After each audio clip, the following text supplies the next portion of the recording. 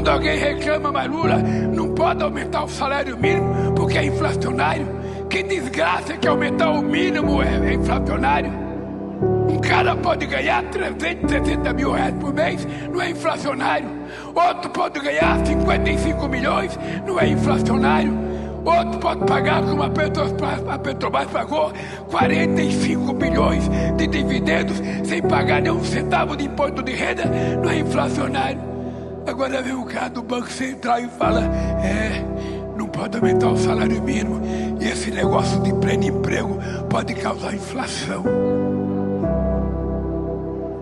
Eu fico pensando, aonde é que essas pessoas estudaram? Qual foi a formação que essas pessoas tiveram? Em que Deus essas pessoas acreditam?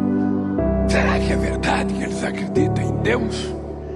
Porque não é possível que alguém que seja cristão seja tão insensato, seja tão desumano, pense tanto só em si.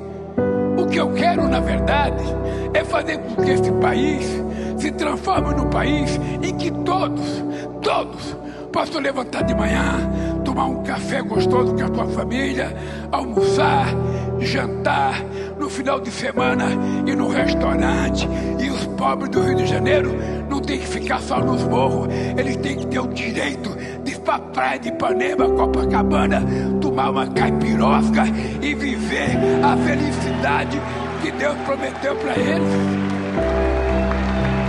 Qual é o crime? Qual é o crime das pessoas viverem bem? Qual é o crime da gente dizer que a filha de uma empregada doméstica tem que ter a mesma oportunidade que o filho da sua patroa? Qual é o crime da gente dizer que um filho de pedreiro pode ser engenheiro? Qual é o crime que a gente comete quando a gente cria um programa pé de meia para garantir que 500 mil de meninos e meninas no ensino médio não desista da escola para poder ajudar o orçamento familiar? Mas vai custar caro, vai custar 10 bilhões de reais, que custe 15. Eu prefiro gastar 10 bilhões em educação para nossa juventude do que gastar 50 centavos para fazer uma cadeia para prender ele se ele não tiver sorte de estudar amanhã. Aqui nesse país, historicamente, tudo que a gente quer fazer, as pessoas falam, vai custar caro. Custa muito caro.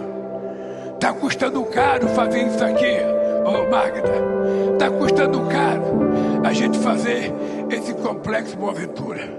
Está custando caro. Mas vamos fazer a pergunta ao contrário. Quanto custou paralisar ele desde 2018? Quanto custou?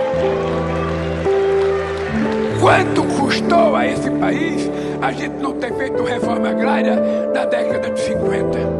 Quanto custou a esse país a gente não ter alfabetizado todo o povo brasileiro na década de 60?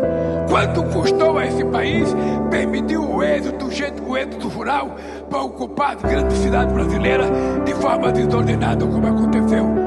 As pessoas não perguntam isso, porque as pessoas que fazem essas perguntas não sabem o que é ser pobre, não sabem o que é ser trabalhador, não sabem o que é ficar desempregado, não sabem o que é passar fome, não sabem o que é não ter uma profissão. Eu sou uma pessoa de muita sorte. Se eu contar para vocês a quantidade de sorte que eu tive na vida, vocês não vão acreditar. A primeira coisa que eu tive sorte foi nascer de uma mãe que teve 12 filhos, sem médico, só com parteira. A segunda sorte que eu tive, Magda, foi não morrer de fome até completar 5 anos de idade, porque aonde eu nasci, as crianças morrem logo.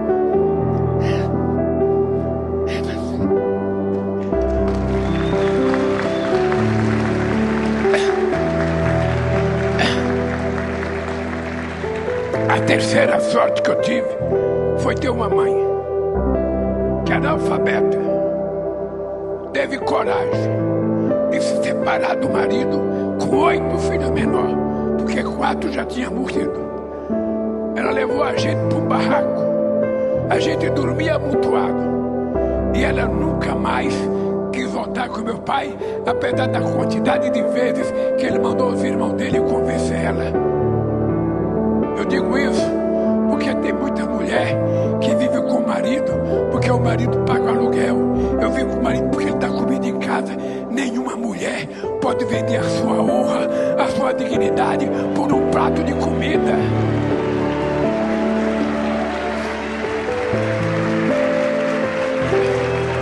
É por isso que eu tenho obsessão pela educação, porque a educação dá a independência que nós precisamos. Uma mulher bem formada, uma mulher com profissão, ela só vai viver com um homem se ela gostar dele, ou viver, sabe, com a mulher, viver com gente. Porque hoje a gente tem que ser mais moderno, viver com gente. Mas uma mulher só pode superar um parceiro se ele trata ela bem, se ele respeitar ela, se ele quiser gritar, ficar sentado no sofá, me dá uma cerveja, traz a minha cueca, me traz uma toalha. É melhor ela mandar ele procurar outra e cuidar da vida, que ela vai viver muito melhor e com muito mais dignidade.